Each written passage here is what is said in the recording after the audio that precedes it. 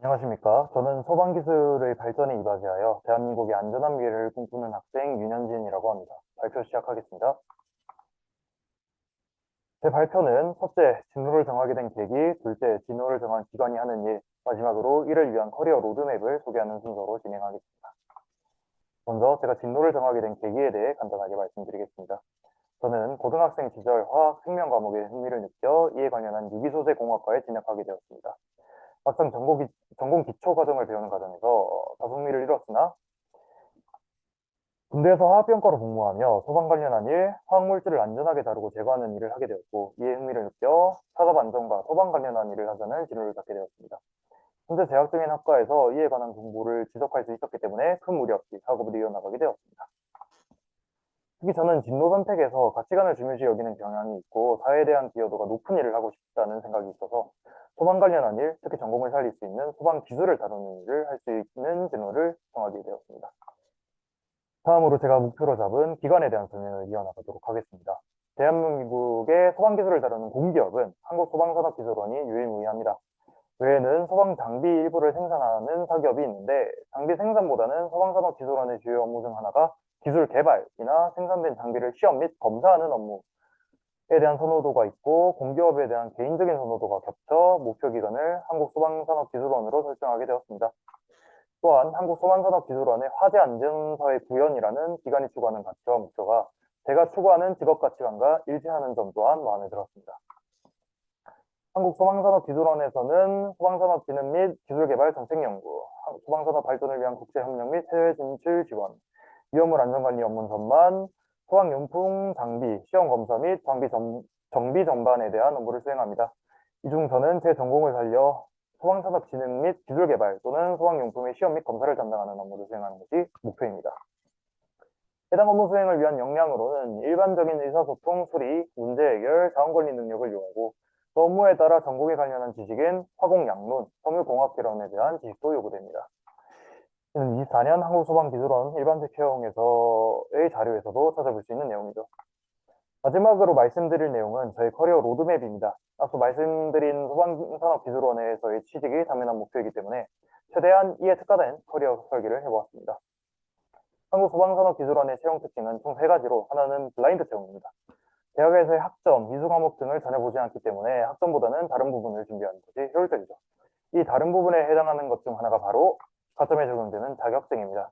이전 설명드렸던 직무 역량과 연계되는 어학 성적, 그리고 전공 관련한 산업기사, 기사 등의 기술 자격증에 가산점이 붙는데 기술 자격증의 경우 등록 제출 시 최고 점수에 해당되는 자격증 하나만 지급하기 때문에 자격증 하나를 제대로 준비하는 것이 적합해 보입니다.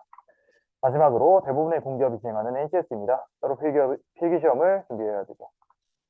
따라서 이번 2학년 2학기 겨울방학 때는 어학 자격을 취득하는 것이 목표입니다. 어학 성적의 경우 유효기간이 존재하기 때문에 2학년 2학기에 따더라도 취업을 할 때쯤에는 재시험을 통해 자격을 갱신할 필요가 있습니다만 어학 공부는 꾸준히 하는 편이 좋기도 하고 인턴 채용 시 어학 자격증에 가산점이 들어가는 경우가 있어 꼭 필요한 자격증입니다. 외에도 시간이 된다면 한국사 컴퓨터 활용 능력 자격증을 취득할 예정입니다. 이 자격증들은 소방산업기술원에는 가점 항목은 없지만 컴퓨터 활용 능력의 경우 제가 수행하고자 하는 직무에 기계류, 경보기류 시험 보도와 같은 컴퓨터를 활용해야 하는 업무가 다소 존재하고 두 자격증 모두 다른 공기업에 인턴 지원을 하게 되었을 때 가점이 들어가는 항목이기 때문에 여유가 된다면 준비해둔 것이 목표입니다. 그리고 3학년 1학기부터는 기술 자격증 공부를 메인으로 가져갈 생각입니다. 소방산업기술원의 또 다른 가점 항목인 전공학년 자격증의 경우 학부생 입장에서 준비할 수 있는 가장 높은 급의 자격증은 기사 자격증입니다. 기능장 이상은 실무 경력이 최소 5년 또는 이에 준하는 자격이 필요하기 때문에 기사 자격증 응시를 목표로 두었습니다.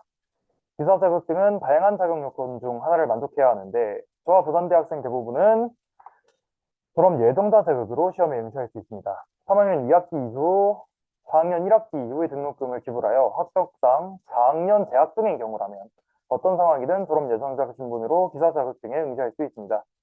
따라서 3학년 학기 중 시험 기간을 제한 기간과 방학 중에 기사 자격증을 공부하여 4학년 1학기 재학 시점에는 기사 자격증 하나 이상을 취득하는 것이 3학년 동안의 목표입니다. 섬유, 가스, 산업안전 기사 중에 하나 생각하고 있습니다.